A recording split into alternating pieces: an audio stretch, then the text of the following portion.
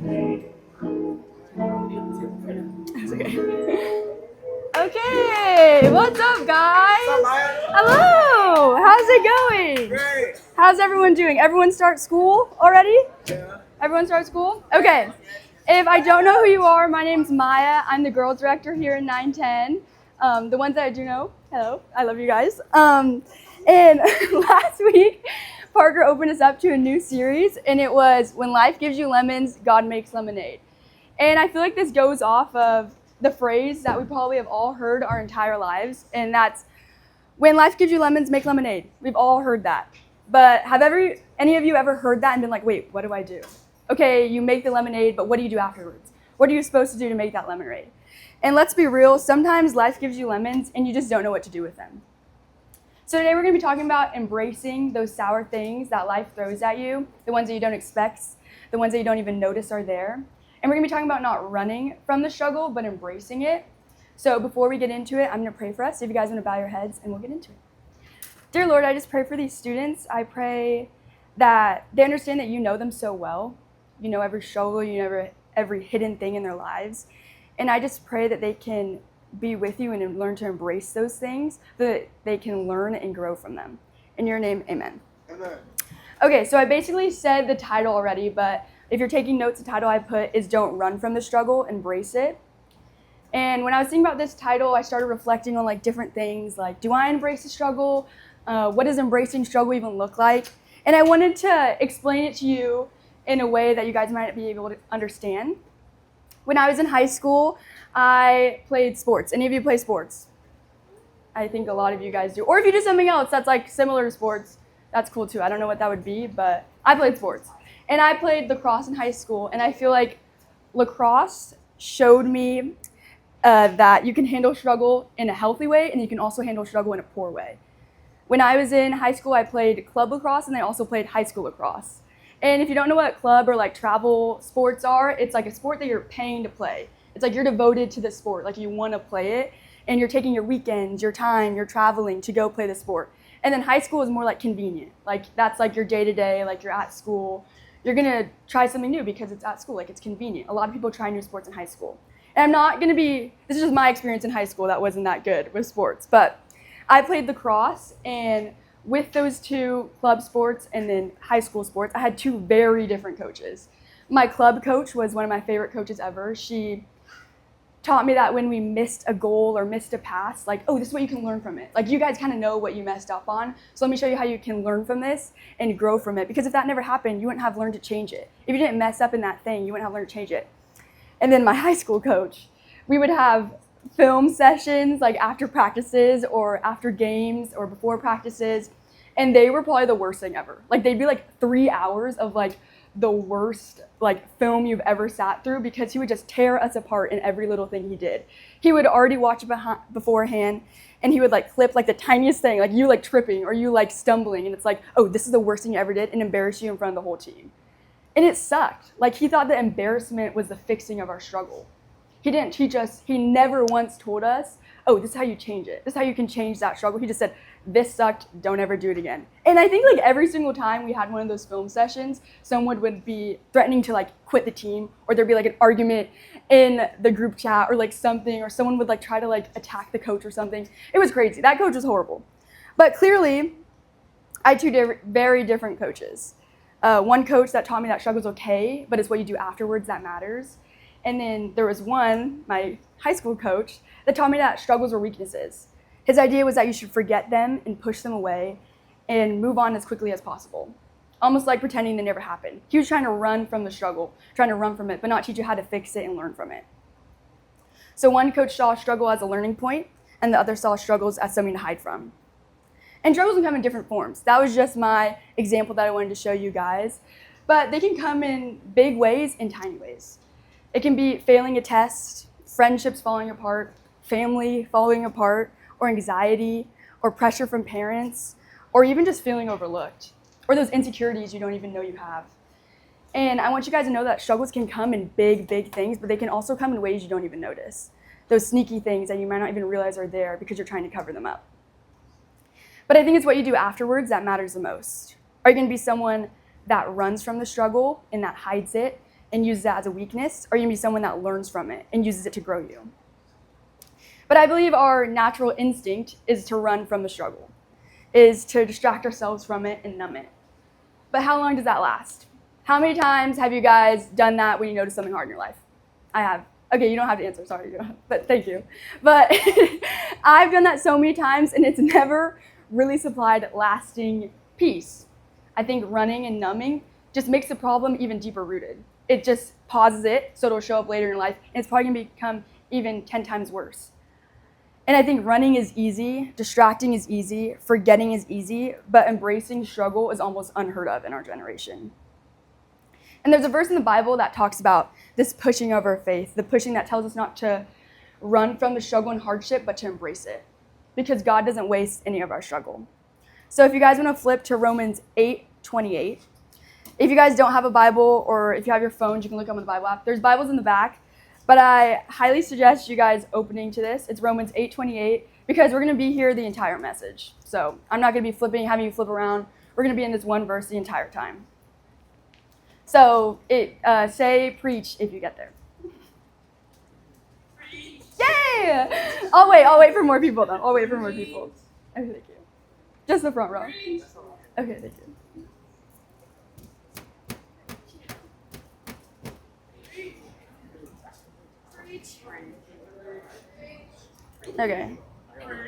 Okay, I'm gonna start. I hope I still see people flipping. But in this one verse, we're gonna be finding 4 points that can help you embrace those struggles. So get prepared for that. Okay, I think everyone's there. So I'm gonna read it. Romans 8:28. And we know that in all things, God works for the good of those who love him, who have been called according to his purpose. Okay, we read it. Just one simple verse. And I think a lot of people would walk away reading this verse once and be like, oh yeah, like I'm encouraged. Like I know God is going to work for my good. And like that's true, but I think there's a deeper message in this verse that you would miss. Because I looked at it and I saw 4 points that would help me embrace struggle. But I think reading it once, you would just get like a little bit of encouragement. But I think you would miss the deeper meaning. So before I talk about the 4 points, I want to give some background on the book of Romans. It's written by Paul, who is an apostle, and he's writing this book to talk about the knowledge that he has gained from the situations God has brought him through. And that kind of brings me to my first point. So my first point is going to be that every struggle is an opportunity to see God's faithfulness. In Romans 8, Paul, the writer, is coming from a place of someone that has suffered from pain, prison, rejection, and he has faced struggle firsthand. And he still starts verse 28 off with, we know that. And I think you guys should underline that or highlight that or whatever you want to do. Just emphasize that we know that, because with knowing that he's come from rejection, pain, and from prison, he's faced struggle firsthand. He's not saying this because he's had a perfect life and God just blessed him extra. No, he's saying this and he still went through struggle. Because he's not saying maybe God will work for the good of his people. No, he's saying we know that God works for the good of the people who love him. And because struggle gives us the opportunity to see God come through in ways we never would have if life was easy. Because if life never hurt, you never learn that God heals. Have you guys ever gone through like a rough season with friends? I feel like I've gone through, thank you. I like that participation. I've gone through a lot of, thank you in the back too. A lot of rough seasons with friends, just like, you kind of notice who your true friends are. And maybe you haven't dealt with that yet, and that's great. But I think it may be coming. Because in high school, it was always that back and forth of like, if I'm not interested in this thing, these friends won't hang out with me. If I don't have these clothes, these friends won't hang out with me. And that's hard because those show you who your true friends are. The friends that are going to stick around with you just because of who you are as a person, not just the things that you're doing. And struggles reveal who's faithful. And that's exactly what happens with God. Because I think we often see struggle as God not working, but that is so wrong. He's working throughout all of it. And my last thing to say for this point is that struggles aren't the evidence that God has left you. They're the stage in where he shows up. And I think that's a great thing to remember, that because in struggles, we can get so caught up in the struggle and forget that like, oh, God's going to be showing up throughout the whole thing, not just when it's over. He's not just going to show up when it's okay. He's showing up throughout the entire thing. And that brings me to my second point. Also, if you ever need me to repeat a point, you can. I had to repeat it a lot last service, which was fine. Point number 2 is that God is capable of working in all things. Back to verse 28, I told you we'd be there the whole time. After it says we know that, it says that in all things God works for the good of those who love him. And Paul isn't saying in some things, he's saying in all things. And I think you guys should underline that all or circle that all, because something we need to realize is that you can't change the fact that God can work in all things. But I think something you guys also might need to hear that might be hard to hear is that God always works for our good, but sometimes his version of good looks differently than ours. Because God doesn't waste your pain, he's transforming your pain, because none of it is wasted. So that means that God is capable of 100% making bad things into good things. So that means the breakup, the anxiety, the bad grade, the drama with friends, insecurities that no one knows about, none of that is wasted, because he's using it for a greater purpose. Let's think about baking. Anyone a big baker in here? Okay, 3 people. What do you like to bake? I like baking, cheesecake banana bread. Okay, cheesecake banana. Anything more simple. Cookies. Okay, that's good. Cookies. Cookies. What goes into cookies? Flour, raw flour. Would you ever eat raw flour by itself? No. No. Yes, you would. Wait, who said yes? Have you guys eaten raw flour before? Yes. What does it taste like? It feels like you're dying. I've never tried it before, but I feel like it would feel like I'm literally dying. Because those ingredients suck by themselves. A raw egg, that's disgusting. Who would eat that by themselves? That's so gross. Okay, back to this. All those things are pretty gross by themselves. But mixed together, they can make something delicious like cookies or cheesecake, banana, what'd you say?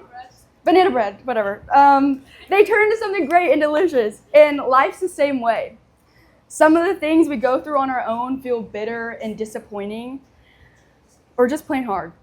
But verse 28 says that God is able to take all of those things and all those pieces, even the ones that don't make sense, even the ones that you're embarrassed about, and he's going to bring something good about them.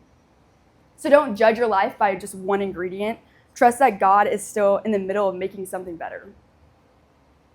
Because God is taking every ingredient of your life, even the bitter ones, and making something beautiful.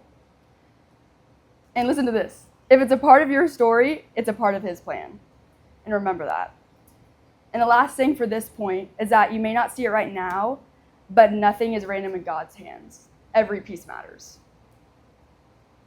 Okay, and I'm going to go to point 3. And that's going to be you can't embrace struggle unless you admit you're in hardship. This one for me was one that hit me extra hard because how many things do you guys think you're struggling with in your life that you haven't admitted to? Probably a lot. I think for me, I know there's probably a lot. And back to verse 28, after it says in all things, it says, God works for the good of those who love him. And I think in our religion, a lot of people get confused thinking that loving God means life is smooth, but it doesn't. It means trusting him when it's hard. Because hardship grows you, not just slows you. And what I mean by that is that I think we can view struggle and hardship. Point number 3 was you can't embrace struggle until you admit you're in hardship. And I said hardship grows you, not just slows you. And I mean that I think we can see hardship and struggle and insecurities and all those little things as something as a weakness and something that holds you back. But if you think about it as something that you can learn from it and grow from it, you would rather do that. I mean, if you think about it now, like if life was easy, your brain would stay the same way it is when you're 50. If you didn't struggle with anything, you would stay the same way you are right now. I hope I know more when I'm 50 years old because I know nothing right now. Because the things that you go through that are hard are going to teach you more in the future, and they're going to grow you and stretch you. Because you can't embrace what you won't admit. If you're denying the struggle, you're denying the opportunity for God to work. Because God can't heal what you keep hiding. It's like the class you're bad at, or like math class. Or is anyone ever good at like all the classes? Okay, thank you. Thank you. Who, Laylee? I could see that. In high school, I was horrible at English, I still am. Like, grammar is like I think a few of you maybe, I think I was in a small group one time, and I was using like the wrong there, like I was like writing it down, and I think someone called me out for it, and I was like, this is so embarrassing. But have you ever been in a class and you're like staring at a problem or an essay or a textbook or your Chromebook, and you're like, what the heck is even going on? Like, I don't even understand. Like, you're just like zoning out on the problem because you don't understand. And you'll like nod your head and like pretend you're listening to the teacher, but you don't really understand. And there's no way you're gonna get help. I mean, you can ask ChatGPT, you can pretend to copy off someone, or you can copy off someone's answers, or you can do something, but you're never fully gonna be able to get help because you're not admitting that you're struggling. The teacher can't help you unless you admit that you're struggling. And our relationship with God works the same way. If we keep pretending everything's fine, everything's just the best thing ever, we never invite him into the struggle. So be honest with God. Because honesty with God is the first step in healing with God. So stop pretending. Because God isn't scared of your tears, your doubts, or struggles. He's close when you're real with him. And that brings me to point number 4, which is going to be that struggles shape us to look more like Jesus. And that goes along with the ending of verse 28, and that's who have been called according to his purpose. Because God's purpose isn't to make us Christ-like, God's purpose isn't to make us comfortable, it's to make us Christ-like. Because God cares more about your character than your comfort. And sometimes that sucks to hear. That, wait, I've had so much going on in my life, like everything just can't be perfect for a season. But how cool is it that God is such a personal God that he cares about who you are as a person, not just where you are as a person. He doesn't care what you're doing, the things you're doing. Like, he might care, but he cares more about your character and who you are as a person than the things that you're doing for his greater good than where you are. And I know we said we'd only be in 28, but I kind of lied. We're going to be in 29 too. But I told you we're not flipping anywhere. So I think you guys will already be there because it's literally just the verse under it. So Romans 8:29 says, "For those God foreknew, he also predestined to be conformed to the image of his Son." The first time I read this, I honestly didn't think it was English. Maybe it's just because I don't understand English. But I think the thing to focus on is to be conformed to the image of his Son. And what this verse is meaning is that no matter what happens, good or bad, God can use it to bring about something good in your life and help you become more like Jesus. Because Jesus struggled. He was rejected, he was betrayed, he was crucified.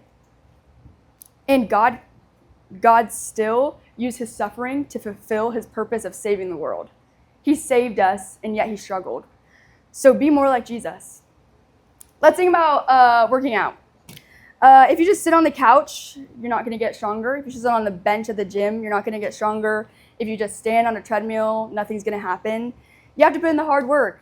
Your muscles grow when they're challenged, when they're stretched, when you lift something, when you push something, or even feel sore. And the soreness means your muscles are rebuilding stronger than ever. And struggles in life are kind of like that. They're the resistance that helps your faith grow. Because if life is always easy, you'd say the same. Back to my point about if it was easy, you guys wouldn't grow. You wouldn't learn. You'd be the same way you are in 50 years. That is scary. But God can use the tough stuff to stretch you, to build your faith, and to make you look more like Jesus. So don't think of struggles as setbacks. Think of them as God's way of training you to be stronger. Because struggles don't just break you, they build you into who God created you to be. So when you're asking yourself the question, when you're in struggle and you realize you're in hardship, about when does it end? When is the struggle ending? When is hardship ending? Think about asking yourself the question of who is God shaping me to be in this? And I know that seems hard, but I think a lot of the time we're missing the way God is already moving because we're stuck complaining about the struggle that he's put us in. Like, I know so many times in my life, I've looked back and I'm like, whoa, how did God bring me out of that situation that I was complaining about so much? Like, how have I grown from that? And I know when that thing's going to come, I probably won't see it as that bad anymore because I know I've already gone through it. And I know I've learned things from the first time I went through it. So stop asking when does it end, but ask who is God shaping me to be. And to wrap this whole message up, Romans 8:28 doesn't promise that everything in life is good, but it's promising that God works through everything for good. That means that nothing is wasted in his hands. So when life squeezes you, don't run, embrace it. And remember the 4 points. Point number 1 was that struggles reveal God's faithfulness. You see him show up when you need him the most. And point number 2 shows that God works in all things, not just the easy ones or the fun ones. And point number 3 was that we can't embrace the struggle until we're honest about our hurt. And the last point was that struggles shape us to look less like ourselves and more like Jesus. Because your struggles aren't a dead end. They're the place where God is at work. And if you don't get anything from this message, I hope you can get this, that your struggle isn't the finish line. It's not the ending. It's the starting place for God's glory. So are you going to be like my club lacrosse coach and let your struggles refine you and grow you? Or are you going to be like my high school lacrosse coach and let your struggles define you and keep you where you're at? So this week, instead of asking God, why me, in your struggles, try asking God, what are you doing in me? Because I think he's already turned bad situations in your life to good ones. You're just stuck complaining to notice them. Because every sour struggle is a setup for God's sweetness. So embrace the struggle and not run from it. I'll pray, and then you guys can head out up here. Dear Lord, I just pray for these students. I pray that they got something from today. I pray that they understand that you know everything about them. So be near to them and understand that they can be near to you. You're just waiting for their yes, and you're waiting for their starting. You just want to be with them. You want to help them out of this struggle. So just be with them in this time. We love you so much. In your name, amen.